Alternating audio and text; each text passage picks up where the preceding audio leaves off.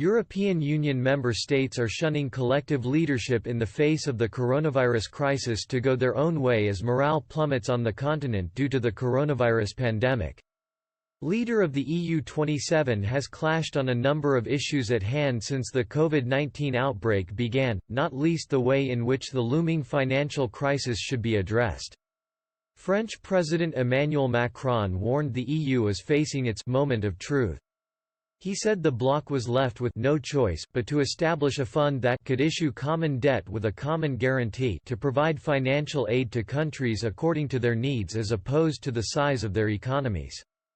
But fellow European leaders are strongly opposed to his plan of action. The French are calling for about €400 billion to be set aside for the response fund, which would complement the help already offered by the European Central Bank (ECB). The aim is to soften the blow of the virus outbreak and lockdowns on economies. Last week EU finance ministers struck an agreement on a €500 billion, but Italian Prime Minister Giuseppe Conte warned he would not back the package unless it includes a way for countries to share debt. The Netherlands and Germany are staunchly opposed to mutualizing debt. When asked if failing to reach an agreement on a fund could put the future of the Eurozone at risk, Mr. Macron said it would. He said, "Yes, we must be clear, and also of the European idea. You cannot have a single market where some are sacrificed. It is no longer possible to have financing that is not mutualized for the spending we are undertaking in the battle against COVID-19 and that we will have for the economic recovery."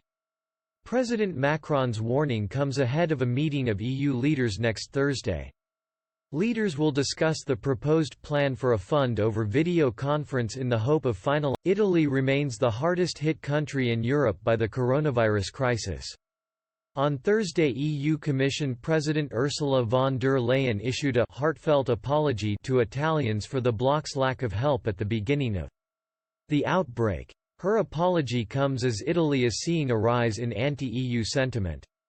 A survey conducted by Techni in March showed that as Italy was in the throes of the crisis, support for membership of the EU was falling.